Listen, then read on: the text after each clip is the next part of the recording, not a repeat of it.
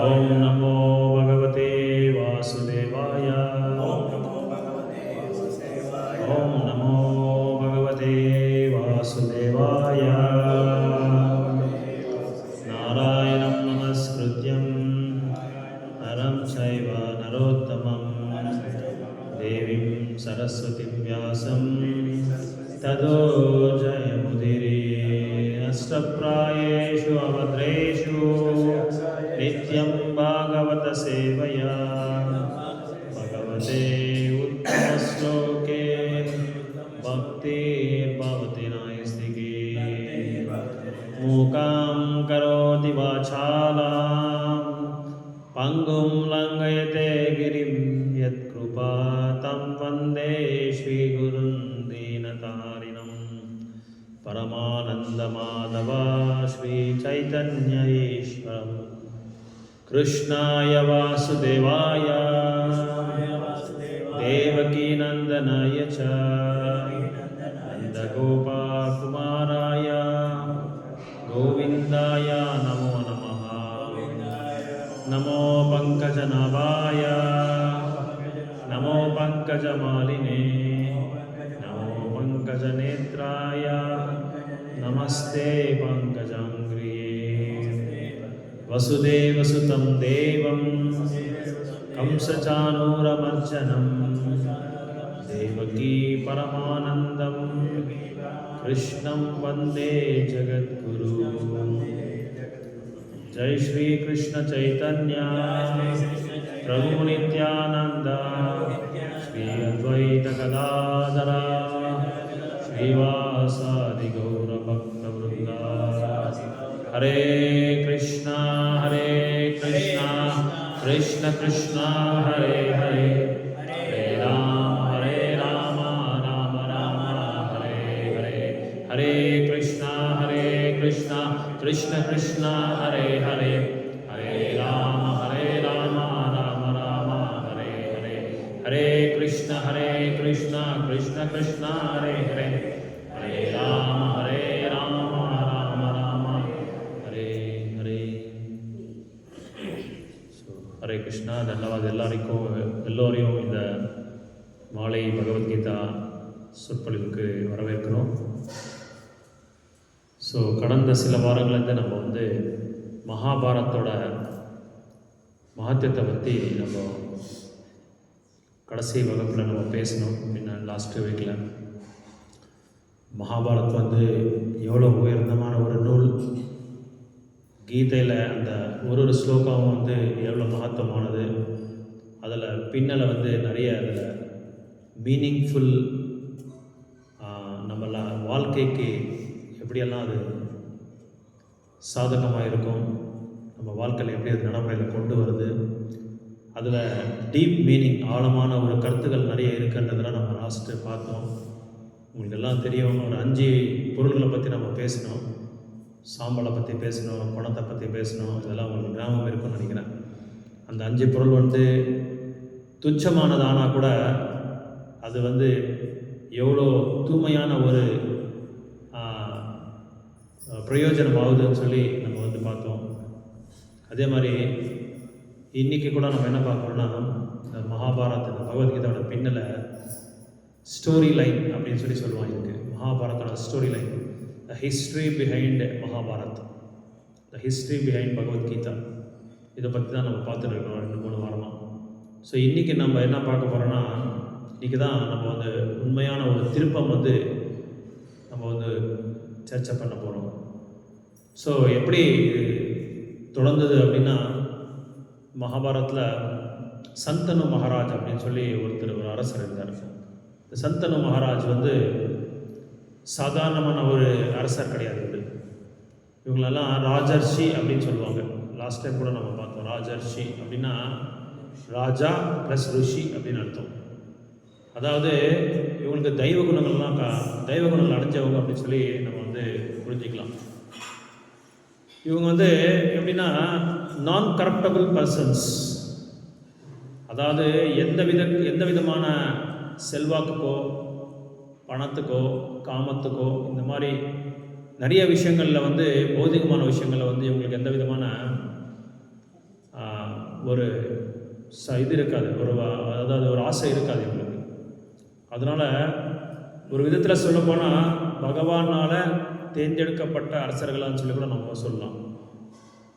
இப்படி சந்தன மகாராஜ் வந்து ஹஸ்தினாபுரத்தை வந்து ஆழ்ந்துட்டு இருந்தாங்க. ஹஸ்தினாபூர் யாருக்காவது தெரியுமா, கேள்விப்பட்டிருக்கீங்களா? எங்கே இருக்குது? இப்போ எங்கே இருக்குது? அங்கே ஆன்சர் வந்த பிறகு நீங்கள் சொல்லுங்க. ஓகே, இப்போ ஹஸ்தினாபுரம் வந்து இப்போ நம்ம பரத தேசத்தோட ராஜதானி, கேபிட்டல் டெல்லி, அதுதான் ஹஸ்தினாபுரம். அந்த காலத்தில் அது அப்படியே கண்டினியூ ஆகிட்டே வந்துட்டுருக்கு. ஸோ இந்த ஹஸ்தினாபுரத்துக்கு இவர் அரசராக இருந்தார். இவர் அரசராக இருந்துட்டு என்ன பண்ணார், ஒரு நாள் சஞ்சாரம் பண்ணுறதுக்காக போனார். ராஜ்யத்தை வந்து சஞ்சாரம் பண்ணுறதுக்காக போயிட்டு இருக்கும்போது ஒரு அழகான பெண், ரொம்ப அழகான பெண், அப்படி ஒரு பெண்ணை வந்து அவங்க பார்த்ததே கிடையாது அவங்களோட வாழ்க்கையில். அந்த மாதிரி ஒரு அழகான பெண்ணை பார்த்தார். பார்த்த உடனே அவங்க என்னாச்சுன்னா அவங்களுக்கு he was spellbound, he got astonished. இந்த பழைய ஒரு 20 வருஷத்துக்கு பின்னாடி நம்ம போனால் விமல் சாரீஸ் கேள்விப்பட்டிருக்கலாம் நீங்கள். விமல் சாரீஸ், விமல் கம்பெனி இந்த சாரீஸ் அவங்க வந்து ஒரு அட்வர்டைஸ்மெண்ட் கொடுத்துருந்தாங்க. ஒரு பெண் பின்னாடி ஒருத்தர் போவார், ஒரு அழகாக ஒருத்தர் போவார். அவர் பின்னாடி போயிட்டு அவரை பார்த்த உடனே ஐ காட் அஸ்டானிஷ், உங்களை பார்த்தா எனக்கு ரொம்ப நான் கவரிட்டேன் சொல்லி சொல்லுவார். அந்த மாதிரி இவரும் சந்தன மகாராஜ் என்ன பண்ணார், அந்த அழகான பெண் பின்னாடி போயிட்டு ரொம்ப அட்ராக்ட் ஆகிட்டார். அவருக்கு அந்த பெண்ணுக்கு ரொம்ப அட்ராக்ட் ஆகிட்டார். ஆனால் உடனே என்ன செஞ்சார், இவர் அரசர் இல்லையா, நான் உங்களை வந்து திருமணம் பண்ணிக்கணும் அப்படின்னு சொல்லிட்டார். அவங்களும் கூட ஓகே அப்படின்னு சொல்லிட்டார். ரைட், ஓகே, ஏன்னா அரசர் மன்னார், அதனால் சரி உங்கள் விருப்பத்தை பற்றியே விருப்பம் மாதிரி நம்மளும் வந்து நானும் வந்து ஏற்றுக்கிறேன், ஆனால் ஒரு கண்டிஷன் அப்படின்னு சொன்னார். என்ன கண்டிஷன் அப்படின்னு சொல்லி கேட்டார். என்ன கண்டிஷன் இருந்தாலும் பரவாயில்ல, நான் உங்களை வந்து திருமணம் பண்ணிக்கணும் அப்படின்னு சொன்னார். நம்மளோட நவீன மாடர்ன் சொசைட்டியில் கூட நம்ம அப்படி தான். பசங்க பெண்கள் பின்னாடி போயிட்டு என்ன பண்ணுவாங்க, ரொம்ப அழகாக அவங்களுக்கு அட்ராக்ட் ஆகிட்டா என்ன பண்ணுவாங்க, அவங்க எந்த கண்டிஷன் போட்டாலும் ஒத்துக்குவாங்க, ரெடியாக இருப்பாங்க. எந்த கண்டிஷனாவது போடலாம், உயிரே போனால் கூட பரவாயில்ல, அவங்க நினச்சதே நடக்கணும். நடக்கதா இல்லை, நடக்கும். அப்படி ஒரு உத்தேசத்தில் தான் இப்போ பசங்க பெண்கள் எல்லாமே அப்படி இருக்காங்க. அதை பற்றி மகாபாரதம் அப்போவே சொல்லப்பட்டிருக்கு. சந்தன மகாராஜை வச்சு ஒரு கருவியாக அவங்கள வந்து பயன்படுத்திக்கிட்டு அந்த லெசனை வந்து நம்மளுக்கு கற்றுக் கொடுக்குறாரு. அப்போது கங்கை, அவர் யாருன்னா கங்கை மாதா. இங்கே நம்ம பௌத்திக உலகத்தில் நபர்களை வந்து பொருளாக மாற்றுவாங்க.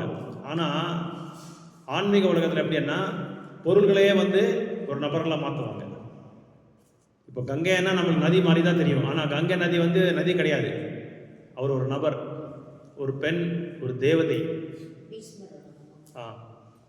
இப்படி நான் எதுக்காக சொல்கிறேன்னா, இப்போ எப்படி பண்ணுறாங்கன்னா, இப்போ ப்ரெசென்ட் வேர்ல்டில், மாடர்ன் வேர்ல்டில், இந்த நவீன உலகத்தில் எப்படி பண்ணுறாங்கன்னா,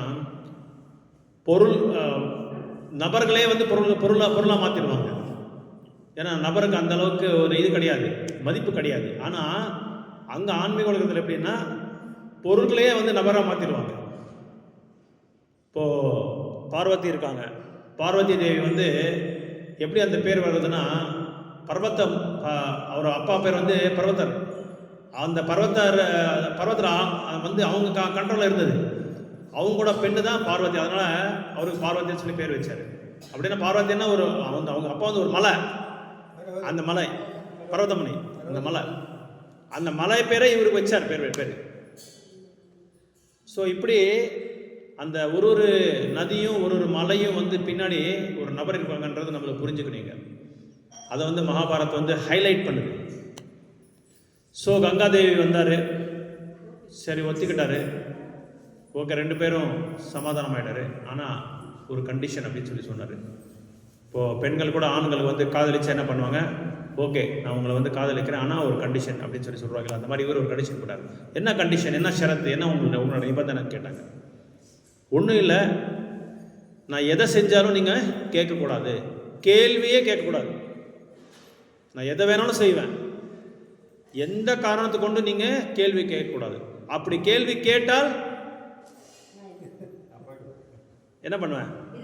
இருக்க மாட்டேன், நான் போயிடுவேன். அவ்வளோ கேள்வி கேட்டால் நான் போயிடுவேன் அப்படி சொல்லுவேன். ஒரே கண்டிஷன், ஓகே ஓகே ஓகே நீங்கள் எப்படி சொல்லணும், சரி சம்மதம் சம்மதம் அப்படின்ட்டாங்க.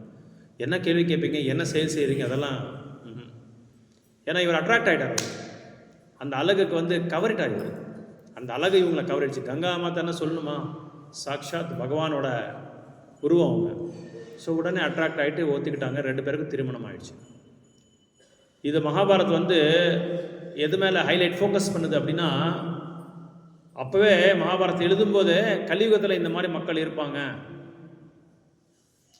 ஃப்யூச்சரை பற்றி யாருமே திங்க் பண்ண மாட்டாங்க, பவிஷ்யத்தை பற்றி யாருமே யோசனை பண்ணாமல் அந்த நேரத்துக்கு அந்த காலகட்டத்துக்கு அந்த ஒரு நொடிக்கு என்ன வேணுமோ எப்படி நிறைவேற்றிக்கணுமோ ஆசையை, எல்லா ஆசையும் நிறைவேற்றிக்குவாங்க. எந்த கண்டிஷன் இருந்தாலும் பரவாயில்ல, எந்த ஷரத்து இருந்தாலும் பரவாயில்ல, எந்த நிபந்தனை வந்தாலும் பரவாயில்ல. அதுக்கு அந்த நிபந்தனை வந்து அவங்களால முடியாத பட்சத்தில் இருந்தால் கூட பரவாயில்ல, ஓகேன்னு சொல்லிடுவாங்க. சரி ஓகே, 1 வருஷம் ஆச்சு, ஹனிமூன் பீரியட் நடந்துகிட்டே இருக்கு. அப்போது என்ன பண்ணார், 1 வருஷம் ஆன உடனே ஒரு குழந்தை பிறந்துருச்சு. அந்த குழந்தைய தூக்கிட்டு போய் தண்ணியில் போட்டாங்க. முதல் குழந்தை. சந்தன மகாராஜ் யாருக்காவது பிரசவமானால் ரொம்ப நாள் வந்து வீட்டிலே இருப்பாங்க. ஒரு 3 மாதம் 4 மாதம் 5 மாதம் 6 மாதம் வீட்டிலே இருப்பாங்க, வெளியே போக மாட்டாங்க. சந்தன மகாராஜுக்கு ஒரே ஆச்சரியம், என்னடா 1 செகண்டு கூட அவளை குழந்தைய பேத்துக்கிட்டு உடனே குழந்தைய தூக்கின்னு போய் எங்கே போகிறாங்கன்னு சொல்லி பார்த்துட்டு பின்னாடியே போயிட்டு இருந்தா, தூக்கி எடுத்து இதை தண்ணியில் போடுவார். நம்ம குழந்தைகளை நம்ம எப்படி பார்த்துக்குவோம், வீட்டில் உயிரே கொடுப்போம் நம்ம குழந்தைங்களுக்கு. அவ்வளோ பாசம், அவ்வளோ வாத்சல்ய பாவம் குழந்தைங்கள் மேலே. கொஞ்சம் கண்ணீர் போட்டாலே நம்மளால் தாங்க முடியாது குழந்தைங்கள் மேலே. அப்படிப்பட்ட இவர், அது ஆண் குழந்தை, சொல்லவே தேவையில்லை, தூக்கிட்டு போய் ஃபஸ்ட்டு குழந்தை எடுத்து தூக்கி போட்டாங்க. கேட்க போகிறாருக்கு அங்கே. அப்புறம் அந்த கண்டிஷன் வந்து நான் வந்துருச்சு, கேட்கக்கூடாது, அங்கே கேள்விக்குறியாக்கு. கேட்கலாமா வேண்டாவா, கேட்டால் அங்கே விட்டு போயிடுவார். என்ன பண்ணுறது, கண்டிஷனை ஒத்துக்கிட்டோமே. ஏன்னா அப்போது அந்த கண்டிஷனை அந்த காலகட்டத்தில் அந்த கண்டிஷனை வந்து அங்கீகாரம் பண்ணும்போது இவங்க இதை பற்றி யோசனை பண்ணலாம், பவிஷ்யத்தில் என்ன ஆகுதுன்னு சொல்லி யோசனை பண்ணலாம். உடனே ஒத்துக்கிட்டாங்க. இப்போ தான் தெரியுது அந்த கண்டிஷன் இவ்வளோ பயங்கரமாக இருக்குமா அப்படின்னு சொல்லி. அப்புறம் 2வது குழந்தை தூக்கி போடு தண்ணியில், 3வது குழந்தை தூக்கி போடு. பேச முடியல, ஒன்றும் வாயை மூடிட்டார், அப்படியே ஒன்றும் பேச முடியல. அப்படின்னு என்ன அர்த்தம்னா, 4வது குழந்தை போடு, 5வது குழந்தை போடு, 6வது குழந்தை, 7 குழந்தையும் தூக்கி போட்டார். அவரால் எப்படின்னா இதயமே வாயிலேருந்து வெளியே வந்த மாதிரி இருக்கு அவங்களுக்கு. இதயமே இப்படி ஒரு கடோரமான ஒரு பெண்ணா, ராட்சசியா, நீ யார் நீ அப்படின்னு சொல்லி மனசெல்லாம் அப்படியே பத்திக்கு நீ எரியுது அப்படியே அவங்களுக்கு. இப்படியெல்லாம் ஒரு பெண் இருக்காங்களா, உன்னை பார்த்தா தேவதை மாதிரி இருக்காரு. ஆனால் பேசலை, 7 குழந்தை வரைக்கும் பேசலை. அதுக்கப்புறம் 8வது குழந்தைய தூக்கி போடுறதுக்கு போடுறாங்க பாரு, உடனே கையை பிடிச்சிக்கிட்டாரு. யார் நீ, உனக்கு என்ன ஆச்சு, உனக்கு நீ பெண்ணா, உங்ககிட்ட இதயம்ன்றது இருக்கா அப்படின்னு சொல்ல கேள்வி கேட்குறாங்க. 7 வருஷமாக கேட்காம இருக்கிற கேள்விகள் எல்லாமே ஒரே நாள், ஒரே பாயிண்ட், ஒரே இடத்துல இல்லாமல் கேட்டார். ஒரே இடத்துல ஒரே டைமில் எல்லா கேள்வியும் வெளியே வந்துடுச்சு. வந்த உடனே சரி நீங்கள் கேள்வி கேட்டுட்டீங்க, ஓகே, அப்போது என்னோடய வேலை முடிஞ்சது, நான் வந்து கிளம்பி போயிடுறேன். ஸோ நம்ம கூட யாருக்காவது ஒருத்தருக்கு அடிமை ஆகிட்டா என்ன ஆகுதுன்னா, இதே மாதிரி தான் நடக்கும். இதே மாதிரி தான் கண்டிஷன்ஸுக்கு எப்போ நம்ம ஒத்துக்கிட்டோமோ அப்போ என்ன ஆகும், தாசானு ஆகிடும். நம்ம வந்து அவங்க சொல்கிற மாதிரி நம்ம செய்யணும், பவுண்ட் ஆகிடுவோம். அவங்க என்ன சொல்கிறாங்களோ அது கெட்டதா நல்லதா, சாஸ்திரங்களை விருத்தமாக இருக்கா இல்லை கரெக்டாக இருக்கா, அவங்க பண்ணுறது உண்மையாக மற்றவங்களை வந்து பாதிக்காதா, எல்லாமே எதுவுமே பார்க்க முடியாது. நம்ம உடனே வந்து நம்ம என்ன ஆகிடுவோம், டக்குன்னு வாயை மூடிட்டு சும்மா இருந்துடணும், எதுவுமே பேசாமல் பேசுகிற அளவுக்கு எதுவுமே இல்லை அங்கே. ஏன்னா நம்ம ஒத்துக்கிட்டோம் கண்டிஷன்ஸ். நம்ம இந்த கம்பெனியில் கூட ஏதாவது ஸ்கீம் கொடுப்பாங்க, அப்புறம் C&Aன்னு போடுவாங்க கீழே, கண்டிஷன்ஸ் அப்ளைன்னு சொல்லுவாங்க. அந்த மாதிரி கங்காதேவி வந்து அவங்க வாயை மூடி வச்சுட்டாங்க. அப்போ 8வது குழந்தை அவங்களால தாங்க முடியல. 7 ஆண் குழந்தைங்க யாராவது வந்து கைவிட முடியுமா? அதனால் 8வது குழந்தைல உள்ள அவரால் தாங்க முடியல. உடனே கேட்டார், ஏன் இந்த மாதிரி பண்ணுற, இது என்ன காரணம் அப்படின்னு சொல்லி கேட்டார். ஏன்னா நம்ம உலகத்தில் நம்ம பார்க்கலாம், எல்லாருக்கூட வாழ்க்கை பின்னாடி ஒரு ஸ்டோரி லைன் இருக்குமா இல்லையா? எல்லாரோட யாராலும் நீங்கள் எடுத்துக்கோ, ஒரு பிச்சைக்காரன் கூட ஒரு ஸ்டோரி லைன் இருக்கும். அவங்ககிட்ட போய் இன்டர்வியூ பண்ணால், சார் என்னை பற்றி உங்களுக்கு தெரியாது சார், பல ஏக்கரா என்கிட்ட இருந்தது சார், 20-30 ஏக்கரா 40 ஏக்கரா ஒரு ஊரே என்னது சார், ஆனால் என்னோடய டைம் சரியில்லை, இப்படி ஆகிட்டேன்னு சொல்லுவாங்க. ஆனால் நம்ம கேட்க மாட்டோம். நம்ம ஏன் கேட்க மாட்டோம்னா, நம்ம ஸ்டோரியே பெரிய ஸ்டோரியாக இருக்குது.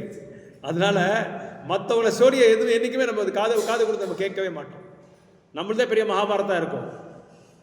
ஆனால் ஆக்சுவலாக மற்றவங்க சொல்லும்போது நம்ம கேட்கணும். அதான் உண்மை. கேட்டு தெரிஞ்சுக்கணும்.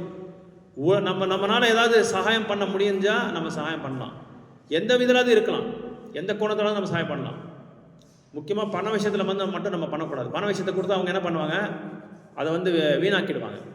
அதனால் அவனுக்கு அறிவை கொடுக்கணும். அவனோட மனித வாழ்க்கையோட அறிவை கொடுக்கணும். உன்னோட வாழ்க்கை எதுக்கு பயன்படுத்திக்கணும், நீ எப்படி வாழணும், உங்ககிட்ட என்ன எதிர்பார்க்குறாரு பகவான், அந்த மாதிரி ஒரு சகாயத்தை நம்ம பண்ணலாமே தவிர, மற்றபடி எந்த வித சகாயம் பண்ணாலும் அது வீணாயிடும். அதனால் எல்லாரோட பின்னாடியும் ஒரு ஆழமான ஒரு பாஸ்ட் என்ன சொல்கிறது, கதை இருக்கும், ஒரு ஸ்டோரி இருக்கும். அந்த ஸ்டோரியை கேட்கறதுக்கு நம்ம என்ன பண்ணுவோம், வாய மூடியாயோ என்னதே பெரிய ஸ்டோரி, நீ ஒருத்தந்த உலகத்தில் ஏதாவது வாய முடிவா இருக்கும், நம்ம கேட்க மாட்டோம். ஆனால் மகாபாரத் சொல்லுது, you must listen what others say. அவங்களோட ஸ்டோரியை நீங்கள் கேட்கணும். கேட்கறதுக்கு ஆனால் முக்கியமாக பக்தர்கள் என்றைக்குமே மற்றவங்கள இது பண்ணக்கூடாது. அது யாராக இருந்தாலும் சரி, பக்தராக இல்லாதவங்ககிட்ட சரி நம்ம கேட்கணும். என்ன சொல்லி கேட்கணும்.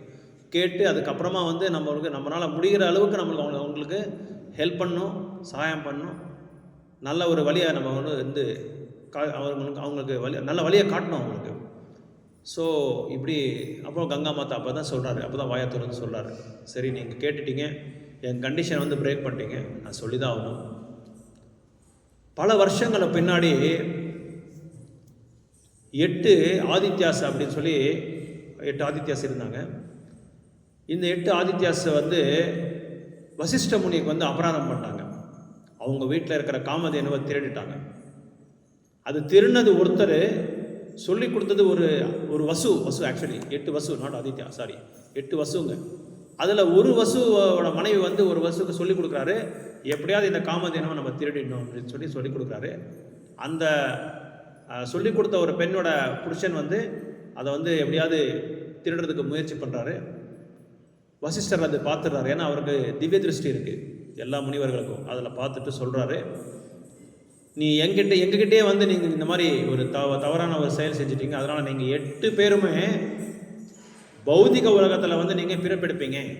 ஆனால் நீங்கள் 7 பேர் மட்டும் மறுபடியும் அப்போது அந்த சாபத்தை கொடுத்த பிறகு